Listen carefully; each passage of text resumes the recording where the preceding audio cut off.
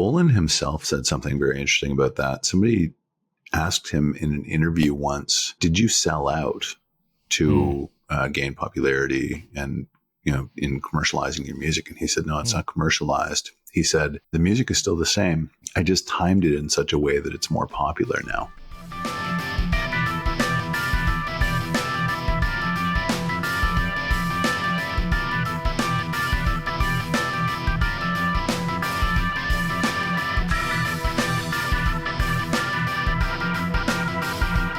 So now I'm curious. Oh boy. About your bed sheets.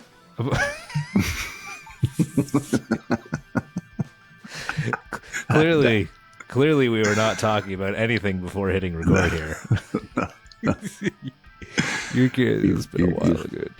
Yeah. So you said, I don't even know how to approach this. Maybe we should just move forward. Let's just forget about it.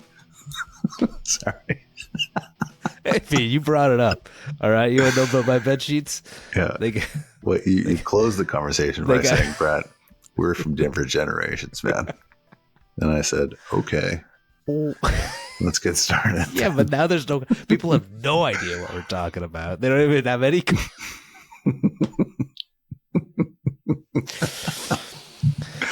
Long story short, my wife picks the bed sheets, but whose doesn't? That's all I'm trying to say. That was all I was trying to say. All right. Very good. Frick, why am I not centered?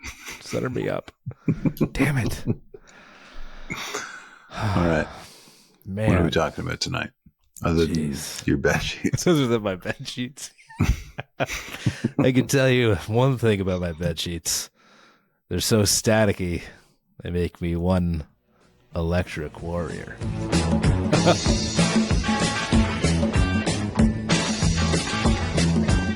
Just like a call, you're pleasing to behold. Oh my God. I won't say it. I already said it. Doesn't matter. Doesn't matter.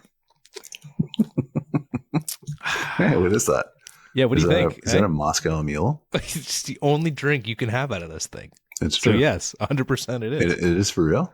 It's absolutely. Oh, look at you. I was going to, I'll look at you. I was going to say, hey, you can only have one drink out of this. Do you know what it is? I didn't even need to. You know how I know that? Watch this. Yeah. Oh, look at there. You got a couple over there too. Mm-hmm. I think you're short a few martini glasses though, Brent. I think you could do with a couple more of those.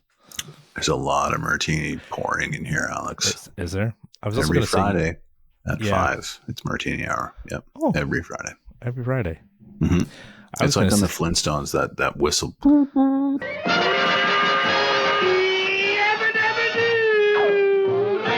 And everybody like gets into their goofy cars and drives away. But is it a whistle? Drink goofy martinis. Or is it like a pterodactyl? What is it? What is it? I don't know. It has to be a bird or a brontosaurus or something. I don't know. Is it like somebody pulls the tail or something like that? And it sounds? I don't know. I don't know either. We're from a different generation, bro. Yeah. I was 10 a very long time ago. I haven't seen that show since that. Yeah. Yeah. Since then. Nice. Martini Fridays. Yeah. It's a good time to have them. Right on. Yeah. I've been having a few drinks a little more frequently than I usually do lately, Brent. I'm currently transitioning between jobs. I have a week off between jobs. And I have been just I've thrown away a little bit of my routine, which well, just for the week. Just for the week. That's all. That's all. Just having look, in between jobs, I don't have to work right now. Mm-hmm. My only obligation is family. Mm-hmm. I'm just trying to live life, just trying to breathe a little bit, Yeah. Well, I know you're a very hard worker. So, well, thank you. Yeah. So you deserve a little bit of a break. Now I have a question for you. Yeah. You used to get up at like 4 a.m. or some ungodly hour like that. Yeah, not 4, but yeah. 4:30. So wasn't it like 5? When were you getting up? Yeah. I'm up by 5. Okay. I try to make it earlier, depending on the evening before that. So yeah, I think that's great. Well, thanks. But are you doing that this week? No. You're not? No. I'm giving myself a little bit. I'm still getting my workouts in, which is nice. But I'm avoiding I'm just avoiding because I'm staying up late right now. I'm just kind of like up till 5. Correct. Well, right. No, not that late. Like till. Can you hear the vacuuming? She's vacuuming. My wife's vacuuming right now. Can you hear that? Oh, really? It's recording time. And what the hell? Yeah, yeah, I can hear that. Can you? Great. Well, I have a Doberman. You have a vacuum cleaner. I have a vacuum cleaner. If that vacuum's at 9:45, everybody's sleeping. Yeah. So, what were we talking about? So, word is you're a bit of an electric warrior, Alex, this week. That's correct. Yes. Quite an electric warrior. Yeah. I don't know what that means, but this probably shouldn't agree to something I don't know what it is. But that's just what they're saying. I don't know what it means yet. That's word on the street. Yeah. All right. Here we go. T.Rex, electric warrior. Yes. Are you ready? Do you hear? It's been a weird week for you, eh? It's been a weird week. Here, I'll just hit you, man. Like, all right. The Slider is far and above the Greater album. I'm so glad. This was like it was fine, but man, I was not into this. I did not get behind Electric Warrior. I don't like a lot of people like. I feel like are into this one over the Slider. Mm-hmm. I don't get it, but sure. So glad because I completely agree. Oh, so nice. That's why. No, I don't understand. I mean, this is an okay record, but the Slider is like far and above the better of the two. So right? Good. Yeah. I had to go back and forth. I was listening. I kind of went song for song between the two albums, and I was just getting so excited to listen to the Slider again. I was like, I got back to listen to this album because, whew. You know what I was going to say tonight? Like seriously, when I was thinking about doing the show, I was thinking because I always listen to the record before we get started, and I was thinking this song or this record just makes me want to listen to the Slider. The Slider, yeah, like exactly what you just said. Yeah, definitely. So, yeah, I mean, some good moments, but just not for me. This album, no. Wow, that's so funny that you said that. Like literally, it just makes me want to put on the Slider. The Slider. But I could never figure out because there's this ongoing debate about. Is it Electric Warrior or is it Slide? Like, people, Tanks is in there too a little bit, but it's mostly these two records that people say, which is the best one? I don't know, but I know. Oh, it's easy. Slider. Clearly I don't, you know what it probably is? It's Bang and Gong, maybe. Could be. Because even that's just, as I mentioned on the Slider album episode, that's just Telegram Sam, or Telegram Sam is just Bang and Gong. So it's just a lot of repetition in this, and maybe there isn't the Slider. I don't know. Now I gotta really listen to it, but a lot of repetition, a lot of the same things sound the same, and just really weird and not in a great way. This record came out a year before the Slider. So this came out, I think, in 71, and then Slider came out in 72. So, and before that, it was kind of like unicorns and dragons and minstrels. Yeah. So it's almost like he kind of was trying to fully realize the shift to glam, but he didn't quite find his way. For me. Yeah. And then the Slider was like, okay, there it is. Because this is it's a sloppy, kind of clumsy record. I don't know. It just, like I said, it's lacking, right? It's a little bit, there's a little bit of monotony. It's very simple. Yeah. And when I hear this record, I always think like it's kind of missing, like it's in this middle gear, right? It's not folk, but it's not like dynamic. It's just kind of like plodding along. Yeah. You know?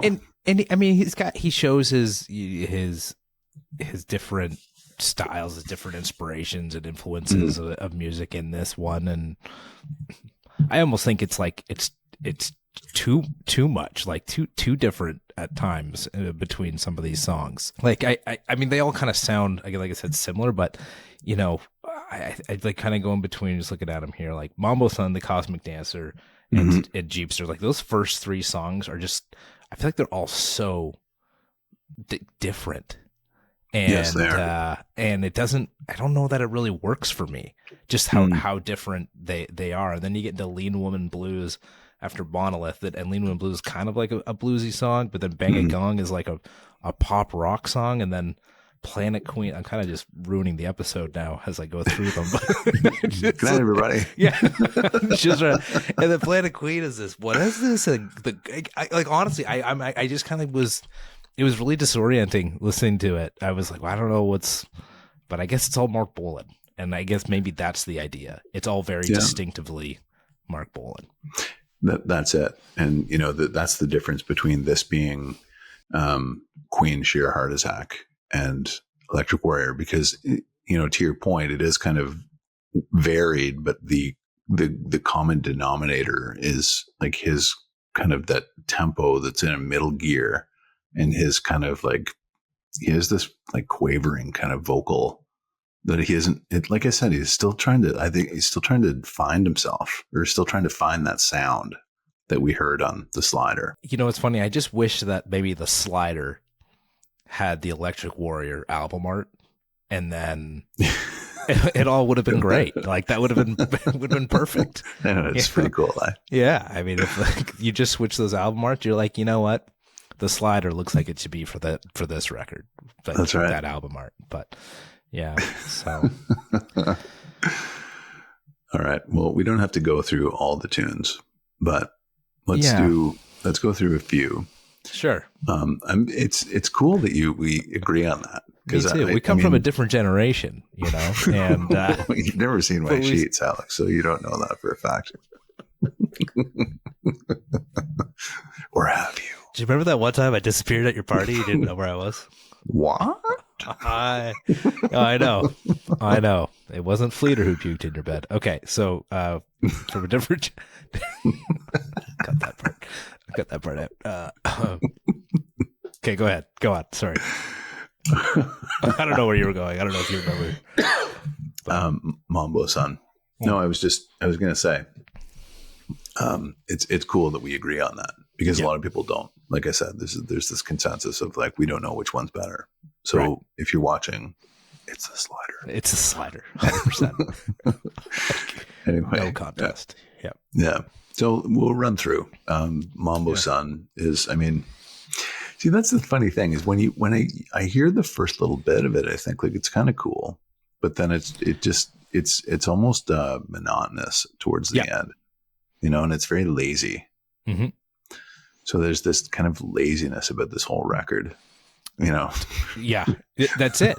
It is it, man. And this is what I'm trying to think about, like even in the songwriting. So I even tried to go through like, you know, just to see what he's writing about and try and get an understanding of that.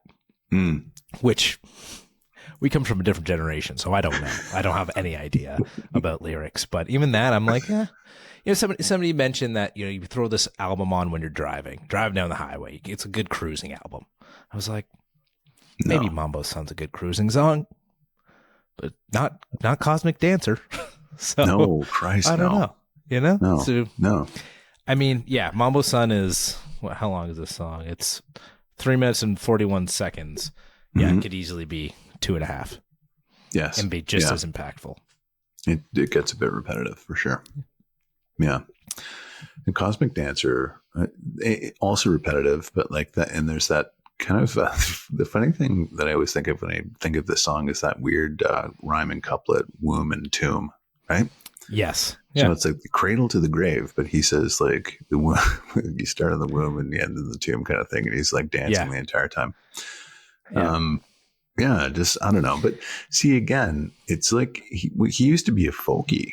So he would sing about all these ethereal things. And now he's just kind of like focused on women and cars and sex, but it's almost a cartoonish kind of way to approach it. Jeepster is, when we talked last, when we did the slider, we talked about the fact that T.Rex intentionally ignored the Beatles, right?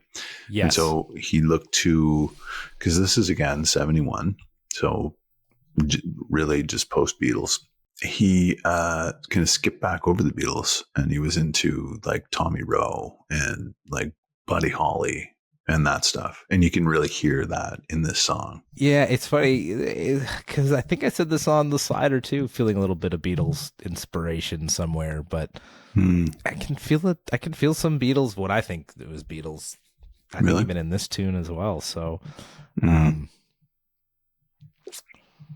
anyhow, Jeepster. Yeah. I was. This was one thing I kind of read about. They were like a Jeepster. So, like, obviously, there's that actually in reference to a Jeep. Like the actual vehicle of a Jeep. There's a reference to a Jaguar. So it's like, and there's that, yeah. So yeah, I think it's just, again, Dylan was one of his kind of, someone that he aspired to. Yeah. And they would all make these kind of, and Chuck Berry, right? So they would make these comparisons that women were nice to look at in the same way that cars were nice to look at. They were erotic and sexy. Yeah. So I think that's where this comes from. Yeah, they were saying because like the Jeepster is off-roading, means that he would go, all over for a woman, for this woman in the song. Oh, really? I'm a Jeepster for your love, meaning like he'd go off-roading for it. It's just more of that kind of a, I don't know, whatever. It's a fun song. Like it's fun. Like this one I enjoyed. Yeah, I don't mind it. It's good poppy little beat. Yeah. This was a hit for him too. So, yeah. This was the single, right? I think it was this with Get It On. Yeah, and there's a third one too. I think Life's a Gas with the B side to Jeepster. Sorry, that's what I was thinking. But yeah, I don't know. There was 3 singles, I think. One of them, only one did well in North America. Bang It Gone. Let me see if I have it right here. Just Get It On and Jeepster. Oh, just 2. Yeah. Okay. Monolith. Yeah. Lean Woman Blues is like, it's almost like a mockery, like blues mockery. Because what does he do at the beginning? He says like 1, 2, again, like that goofy drunk uncle thing. Buckle my shoe. Yeah. And then there's like all these missed notes. 1, 2, and buckle my shoe off. We made a joke about that last time, that it was like kind of like a geriatric David Lee Roth kind of. Right. Yeah. Something like that. What song was that for? I can't remember. Baby Strange. 1 and a 2 and a bubbly boo. Yeah. And then, so obviously he did this here on Lean Woman Blues as well. Yeah. That's right. Yep. Yeah. I mean, it's fun. Again, you kind of like to hear some of that stuff ahead of time as well. But I heard that Buckle My Shoe, and I was like, didn't he do that? But it's exactly he did it after this. He did it after this. So Lean Woman Blues came first. See, it worked so well that he did it again. Yeah. It's got to be it. And then the big head. The big head. Bang It Gone. Get It On. Yeah. Yeah, this used to be called it was called Get It On. Just Get It On, right? Yeah. And then when the album was released in the US, they changed it to Bang It Gone, Get It On. And I thought that was because they wanted to kind of censor it a little bit, but it wasn't. It was because there was another song at the time on the charts called Get It On. Yeah. Yeah. Yeah. And I guess he had written this album with the American audience in mind as well, and with it obviously different from his previous works, but he was really trying to reach the American audience with this album as well, because obviously he was big in the UK, but just I don't know how big he ever really got in the States here. Or here, we're not in the States. I don't know how big he got in North America. Not big at all, really. Right. Yeah. But he was trying. Yeah. Yeah, he certainly was. Obviously, he was trying. He wasn't trying, but he specifically wrote this stuff to be like, hey, let's try and let's try and actually hit like the American market with some of these songs. Yes. Yeah. And then the sad irony, like he died in 1977, I think. So 6 years later. Yeah. And like Get It On. You know, when I hear it, I don't think about T.Rex. I think about a beer commercial. Cold filtered Miller Genuine Draft. Which is really sad. Yeah. You know?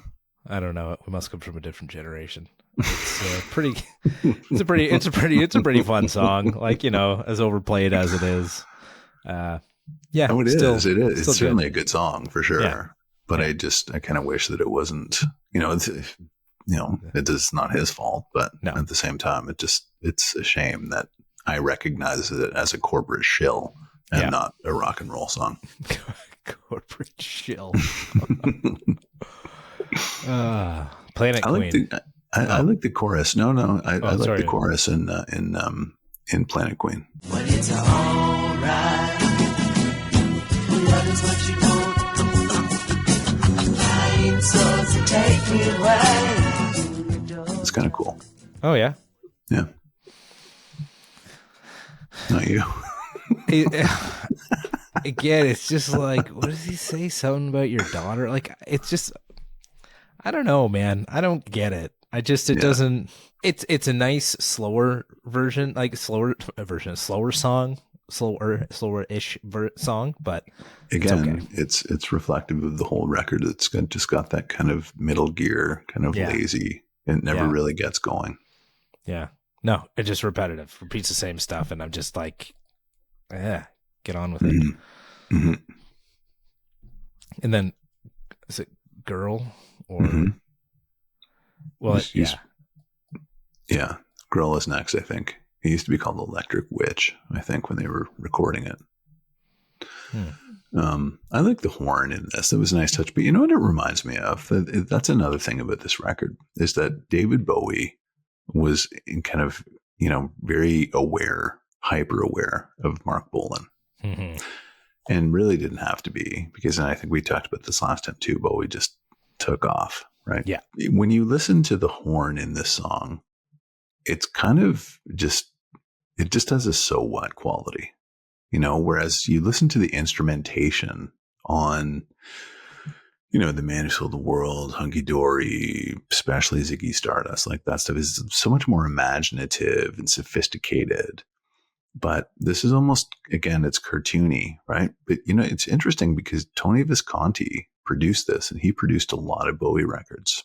Well, it's interesting to say that, because I was even thinking about, I was just trying to find some, like, maybe it's Spaceball Ricochet off of the Slider. Your favorite song. Yeah. That should be on this record. I guess it could be. But I feel like in the Slider, there's some really great orchestration on those songs. It, like, he's kind of trying to show a little bit here with the horns and Girl, but but there are some songs later on in the Slider that have, like, you know, nice strings on them. It is Spaceball Ricochet, I think, isn't it? And Mystic Lady. Actually, sorry, I'm just pulling them up. I'm listening to them in the background, folks. Mm-hmm. Yeah, Mystic Lady is really nice with the strings there. So, yeah, I think maybe he was just kind of getting around to that. But to your point, yeah, the horn in there is in Girl is just yeah. Meh. Make that face again that you made before we started recording. Can you do it? I don't even know what I did. I feel like it made me laugh so hard. It was like just this. Almost like a really long face. You said, I don't know why that happened. It's just, and then you made the face. And I was like, is the computer glitching? No, I don't know. Was that it? Oh man, it was so funny. All right. Okay, the motivator is Bang a Gong Part 3, or Part 2, because Telegram Sam is Part 3. I love you, don't you know you're a cool motivator? You do, sweet Cadillac, don't look back, I love you. It is it's the same tempo, it's the same vocal melody. It's, you know, I know. Well, they changed it up with there's a little kind of like bridgy part in there, but the verses are the same as basically. same song. And then even I couldn't remember if it was Girl or Life's a Gas, but even Life's a Gas, the way that acoustic guitar starts is like almost like the beginning of Cosmic Dancer as well. Mm-hmm. It was just like I kind of almost thought it was doing a Cosmic Dancer reprise or something. But yeah, and then and it's just weird, right? It's like you had this slow girl song, and then you use the motivator, and then Life's a Gas. I know. And then we're going to go into the worst song on the album, Rip Off. So it's like, then you're just like, what just happened? You know? I don't know. It's just. At least he found something other than a Middle Gear with Rip Off. But I was listening to this. Know what it is. I know. I turned it off. The song is just, again, repetitive and. It's just, I don't know. Atonal, I believe is the term, Brent. I believe it's atonality. I received this book from my wife called The Rest is Noise. Okay. And it's about the sounds through the music or the sounds of the 20th century, something like that. And it's quite dense. It's a bit difficult to get through. I think I'm like rereading the first 55 pages for like the third or fourth time because I'll read it and I'll stop. I'll be like, maybe now is not the right time. So then I picked it up again and I'm trying to be like, maybe now.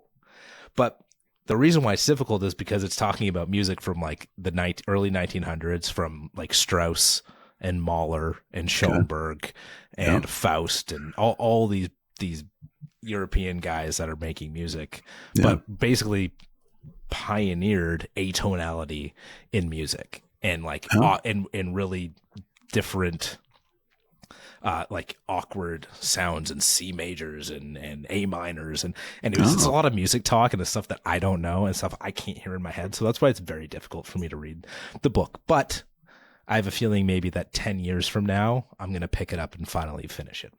But it's all about like the whole opening part here is about atonality and just the way that they bring out emotion in the audience and by using like really high pitched noises or really low pitch or really like awkward sounding orchestrations.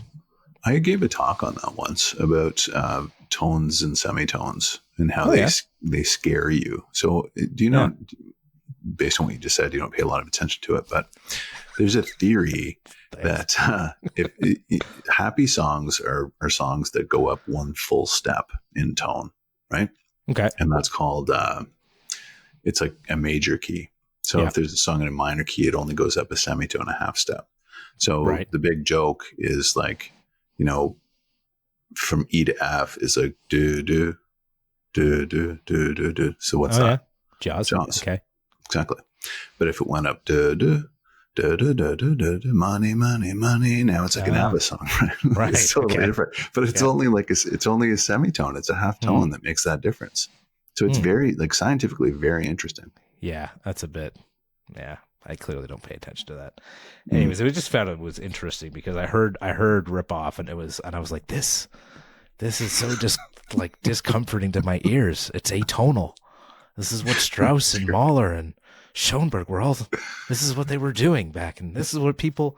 So that's right. Yeah.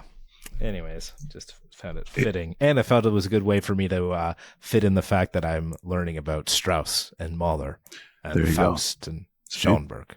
Very clever, very clever, Alex. That's really all I wanted to do here. I can't finish 50 plus pages of this book that is over 400 pages in length. So one day, very deft, very deft. Yeah. So good for you. I don't know. 2.5. Like we're low here, man. We're low. This is more enjoyable than Supertramp. So what was that was at least 2. So I think I got to go at least a semitone higher than Supertramp. There you go. So and it makes you scared. And it's makes you sad. So, makes you sad, scared. So hey, you know what? He's his own self. He's got his own sound. He's Mark Bolan, and you either get on board with all of Mark Bolan or just the slider. So yeah, Yeah, I mean, Bang a Gong, I like. There's a couple of other tunes that are passable here, but I would never listen to this record. No, I won't. But listen, the Slider, I think, more commercial rock, I think, as well. I'll give them that. Like, more easily, songs that are more easy to listen to than on this one. And so I think if you want to be a real music aficionado, you'll go with Electric Warrior over the Slider. Ah, interesting. Bolin himself said something very interesting about that. Somebody asked him in an interview once, did you sell out to gain popularity and, in commercializing your music? And he said, no, it's not commercialized. He said, the music is still the same. I just timed it in such a way that it's more popular now. That was his response. That's it. Timing's everything, man. 100%. I thought this was a very interesting way to kind of, phrase the fact that, yes, he did kind of like, he completely changed his whole vibe. But what do you know about Hot Love? That was a single really that came out. Maybe that was a third single you were thinking about. Hot Love. So that came out just ahead of this album, but it's not on any album. It just came out as a single. Was it Ride a Magic Swan? It was a single that came out before this record, I think. Hot Love was also kind of that, but there were two songs that came out that did not appear on this record. And they were glammy. Ride a Magic Swan, I think it's called. I thought that was off the previous albums. I don't know. That didn't come up. I thought it was kind of in between. Could have Hot Love appears in like the bonus tracks on this record that came out later on. Yeah, it does. But I think that Hot Love was he put it out as a single first, and then they left it off this album. He left it off this album. He felt like it didn't fit. Whatever that means. like it didn't fit on this. Yeah. Like Rip Off does not fit. Sorry. It just Rip Off and Mambo San, you wouldn't even know it was like the same. I don't know. It's just confusing to me. And it's track 11. I don't know why you would.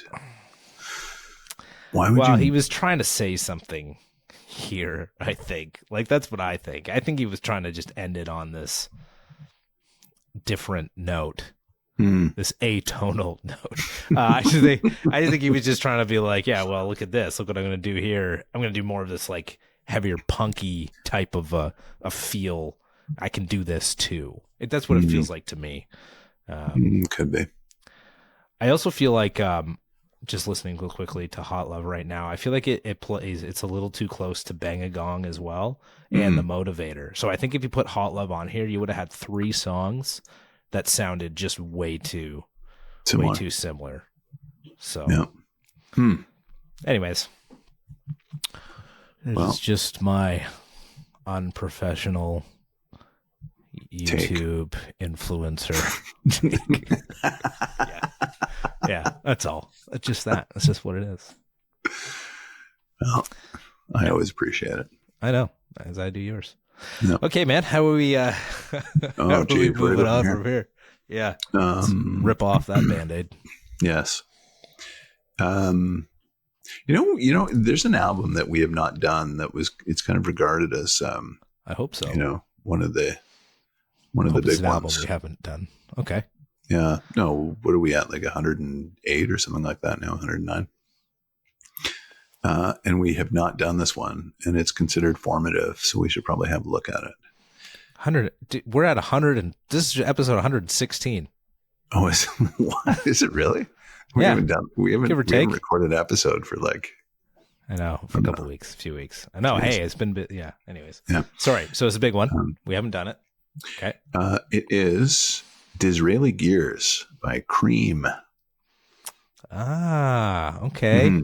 Yeah. Okay. Clapton, Ginger Baker. Jack Bruce. Okay. Little super group. Okay. Yeah. So we should do that. There's some good tunes on there. What was it called? Disraeli Gears. Disraeli. Yeah. I think it's spelled DIS. I don't even know how Disraeli. I'm trying to type this into Apple Music and they don't even know. Disraeli. Disraeli Gears. It's like Israel. So it's AEL. Oh, I did spell it right. It just never popped up. Look at me go. Is the A before E? A is before E.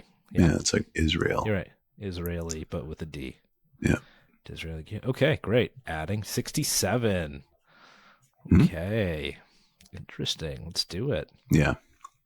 Okay. Yeah, this should be good. Awesome. See what you think. Get a little cream in here. I haven't listened to my. I know. You would know White Room. I know Crossroads. Yeah. I would know. Yeah, I know Crossroads. Sorry. Do you know Sunshine of Your Love? Oh yeah, is that them? Yep. They do Sunshine of Your Love. Oh okay. Wow. Is it? I don't know if that's on that record or not. Oh, it is. Yeah, number 2. Yeah, you're right. Should be. Cool. All right, that's gonna be fun. Yeah. Great, man. There you go. Hey, did you see that? Complete Unknown? You watched the Bob Dylan movie? I did not yet. I'd recommend it. I'm not a big fan of that actor, but it was a good movie.